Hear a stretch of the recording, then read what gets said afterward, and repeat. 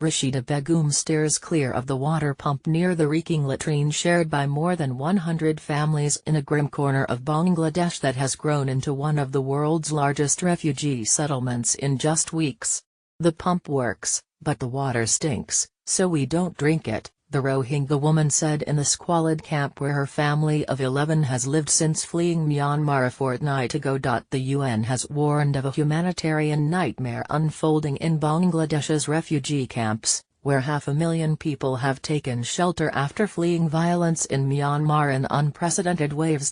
With a lack of clean water and toilets, aid workers say a major health disaster is imminent. Heavy monsoon rain is compounding the risk of disease outbreak, with field doctors reporting a huge spike in cases of severe diarrhea, especially among children. The near-daily torrential downpours send streams rushing through areas where tens of thousands openly defecate every day. For some, this murky runoff is their only source of drinking water.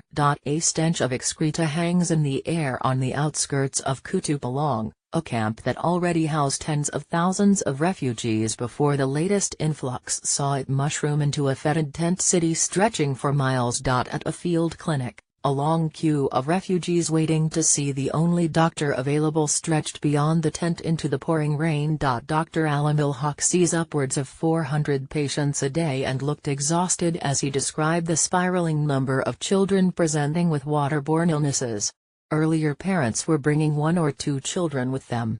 Now it's 3 to 4, Dr. Haq, from Bangladeshi charity SDI, told AFP.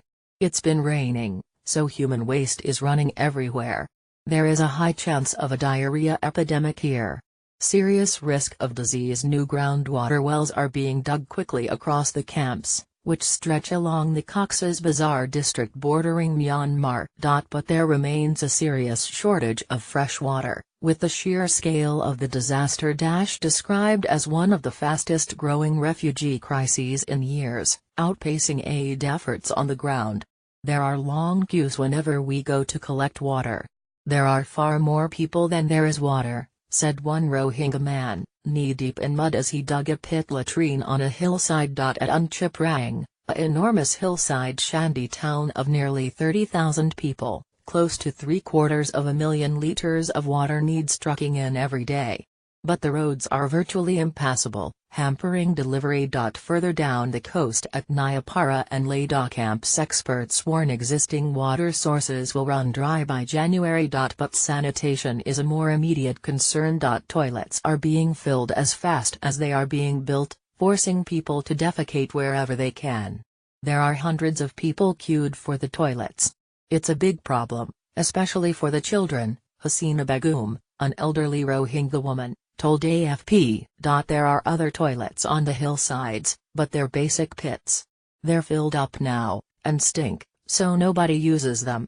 The Red Cross says camps are teetering on the precipice of a full-scale health disaster. Conditions are ripe for an illness like cholera to tear through the densely populated camps, experts say, where refugees live cheek by jowl. The risk of there being an acute, watery diarrhea epidemic is real and serious, said an international health and sanitation expert, who asked not to be named because they were not authorized to speak to media. "If the current situation stays the same, I guarantee it. It's not if, it's when. There are small signs efforts to promote hygiene are getting through." On a hillside in a newly built shanty, Kareem Mullah watched as laborers dug a simple pit toilet, the finishing touch on a new dwelling for 16 members of his family camping far away. The 56-year-old Rohingya man did not want his wife and daughters using the open fields, and would send for them only when the toilet was complete. "It's very important to have a proper toilet.